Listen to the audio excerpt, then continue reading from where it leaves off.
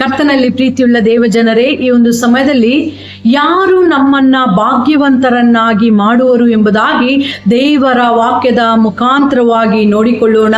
ಜ್ಞಾನೋಕ್ತಿಗಳು 10ನೇ ಅಧ್ಯಾಯ 22ನೇ ವಚನದಲ್ಲಿ ಸುಂದರವಾಗಿ ಬರೆಯಲ್ಪಟ್ಟಿದೆ. ಕರ್ತನ ಆಶೀರ್ವಾದವು ಭಾಗ್ಯದಾಯಕವು, ಅದು ವ್ಯಸನವನ್ನು ಸೇರಿಸದು. ದೇವರ ಆಶೀರ್ವಾದ ನಮಗೆ ಭಾಗ್ಯದಾಯಕವಾಗಿದೆ, ಅದು ವ್ಯಸನವನ್ನ ಸೇರಿಸದು. ದೇವರ ಆಶೀರ್ವಾದ ನಾವು ಯಾವಾಗ ಪಡೆದುಕೊಳ್ಳಿಕ್ಕೆ ಸಾಧ್ಯ?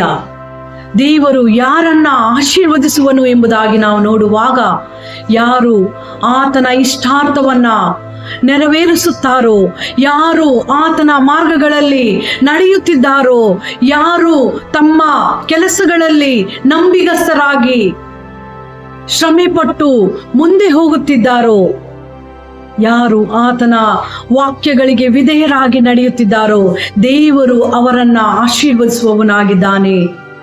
ದೇವರು ಅವರನ್ನು ಆಶೀರ್ವದಿಸುವಾಗ ಅವರು ಆ ಆಶೀರ್ವಾದದಿಂದ ಭಾಗ್ಯವಂತರಾಗಲಿಕ್ಕೆ ಸಹಾಯವಾಗುತ್ತದೆ. ಪ್ರಿಯರೇ, ಆ ಭಾಗ್ಯ ಪಡೆದುಕೊಳ್ಳುವಾಗ ಅದರ ಜೊತೆಯಲ್ಲಿ ವ್ಯಸನ ಸೇರದು ಎಂಬುದಾಗಿ ದೇವರ ವಾಕ್ಯದಲ್ಲಿ ನಾವು ನೋಡುವವರಾಗಿದ್ದೇವೆ.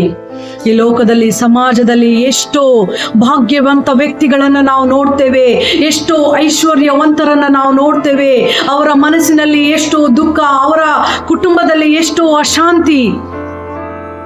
ಆದರೆ ದೇವರ ವಾಕ್ಯದಲ್ಲಿ ನಾವು ಸ್ಪಷ್ಟವಾಗಿ ನೋಡಿದೆವು, ದೇವರು ಯಾರನ್ನ ಆಶೀರ್ವದಿಸುವನು, ದೇವರ ಆಶೀರ್ವಾದದಿಂದ ಯಾರು ಐಶ್ವರ್ಯವಂತರಾಗುತ್ತಾರೋ, ಭಾಗ್ಯವಂತರಾಗುತ್ತಾರೋ, ಅದು ವ್ಯಸನವನ್ನ ಸೇರಿಸದು ಎಂಬುದಾಗಿ ನಾವು ನೋಡಿಕೊಂಡೆವು.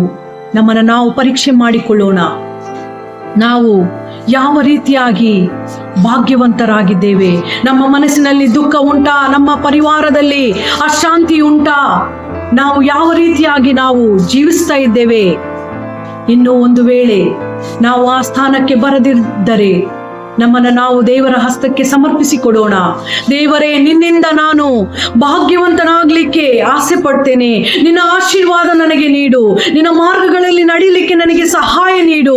ನಿನ್ನಿಂದ ನಾನು ಐಶ್ವರ್ಯವಂತನಾಗುವುದಾದರೆ ಅದರ ಜೊತೆಯಲ್ಲಿ ದುಃಖ, ನೋವು, ವ್ಯಸನವನ್ನ ನಾನು ಪಡೆದುಕೊಳ್ಳದೆ ಆನಂದದಿಂದ, ಶಾಂತಿಯಿಂದ ಜೀವಿಸಲಿಕ್ಕೆ ಸಹಾಯವಾಗುತ್ತದೆ ಎಂಬುದಾಗಿ ನಮ್ಮನ್ನು ನಾವು ದೇವರ ಹಸ್ತಕ್ಕೆ ಸಮರ್ಪಿಸಿಕೊಡುವಾಗ ದೇವರು ನಮಗೆ ಆತನ ಇಷ್ಟಾರ್ಥವನ್ನ ನೆರವೇರಿಸಿ ಆತನ ಆಶೀರ್ವಾದವನ್ನ ಪಡೆದುಕೊಳ್ಳಿಕ್ಕೆ ಸಹಾಯ ನೀಡುವವನಾಗಿದ್ದಾನೆ. ದೇವರ ಈ ವಾಕ್ಯ ನಮ್ಮನ್ನ ಆ ಆಶೀರ್ವಾದವನ್ನ ಪಡೆದುಕೊಳ್ಳಿಕ್ಕೆ ಸಹಾಯ ನೀಡುವಂತೆ ಉತ್ತೇಜಿಸುವ ಹಾಗೆ ದೇವರು ತಾನೇ ನಮಗೆ ಸಹಾಯ ನೀಡಲಿ. ದೇವರು ಈ ವಾಕ್ಯವನ್ನು ನಮ್ಮ ಆತ್ಮೀಯ ಜೀವಿತದ ಲಾಭಕ್ಕಾಗಿ ಆಶೀರ್ವಾದ ಮಾಡಲಿ. ಆಮೇನ್.